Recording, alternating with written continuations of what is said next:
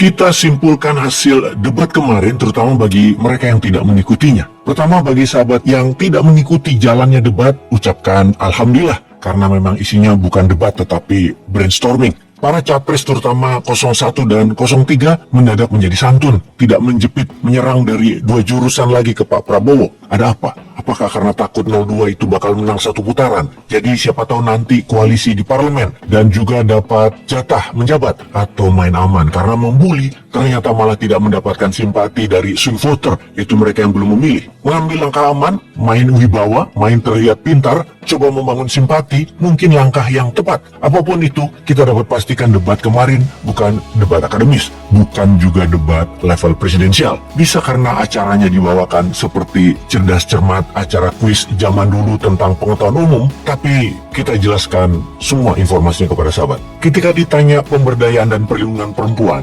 calon presiden nomor urut 2, Pak Prabowo Subianto sepakat dengan capres nomor urut 1, Anies Baswedan tentang pentingnya peranan perempuan. Dalam sesi debat bertema kesejahteraan sosial, pembangunan sumber daya manusia, dan inklusi, Anies bertanya kepada Prabowo. Awalnya Anies menyampaikan, Pak Prabowo yang saya hormati, gagasan yang Bapak bawa dan Bapak gaungkan adalah keberlanjutan. Pertanyaan retoriknya, apa yang kurang dari pemerintahan ini akan dilanjutkan? Asumsi saya tidak. Bisa Bapak jelaskan apa yang kurang dalam pemberdayaan dan perlindungan perempuan sekarang dan bagaimana mengubahnya? Prabowo pun menjawab, fokus saya adalah membantu gizi makan untuk ibu-ibu hamil. Jadi memang benar, ini kita harus memberi kesempatan terutama melalui pendidikan dan pelayanan kesehatan. Ini saya kira sangat-sangat penting. Kita harus kurangi secara drastis angka kematian ibu yang kita termasuk 10 negara tertinggi angka kematian ibu pada saat melahirkan. Saat diberi kesempatan menanggapi, Anies menilai Prabowo belum menjawab pertanyaannya. Terima kasih Pak Prabowo, tapi nampaknya Bapak belum menjawab pertanyaan kami, karena pertanyaannya adalah tentang perlindungan perempuan yang permasalahannya apa dan bagaimana mengubahnya.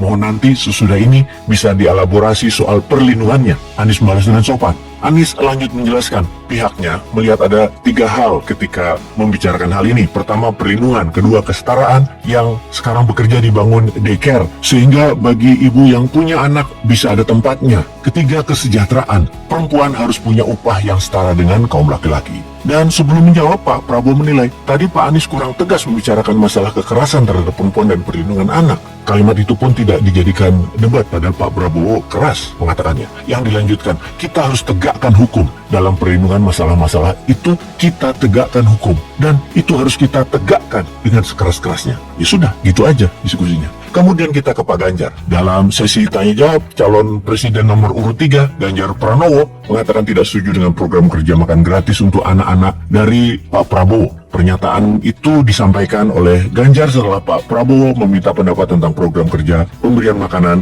bergizi, yaitu masalah yang dihadapi bangsa ini adalah banyak sekali anak-anak kita yang kurang gizi atau stunting. Maka saya bertanya, apakah Bapak setuju dengan program kami untuk mengatasi masalah stunting dan menghilangkan kemiskinan, mengurangi angka kematian ibu-ibu dengan memberikan makan bergizi untuk seluruh anak-anak Indonesia? Lantas Ganjar menjawab, kalau ngasih anak-anak untuk mencegah stunting saya tidak setuju sekali, karena Bapak terlambat. Stunting itu, kata Ganjar, ditangani sejak bayi dalam kandungan dan ibunya yang dikasih gizi. Kalau gizinya baik dan melakukan cek rutin, maka akan ketahuan bahwa ibunya dan pertumbuhan anaknya sehat dan baik. Kalau Pak Prabowo ngasih gizi kepada ibu hamil, maka itu saya baru setuju. Karena setelah itu bayi akan lahir dan ibu selamat karena diperiksa dan terus diberi gizi. Jadi jangan sampai terputus antara stunting dengan pemberian makanan. Tapi kalau memberikan makanan, jangan banyak-banyak Bapak, nanti kekenyangan. Jangan sampai terjadi obesitas, nanti akan menimbulkan bahaya lagi. Maka Ganjar memberikan cara mengatasi stunting. Cara mengatasi stunting dimulai sejak ibu hamil, bahkan bisa dicegah saat anak-anak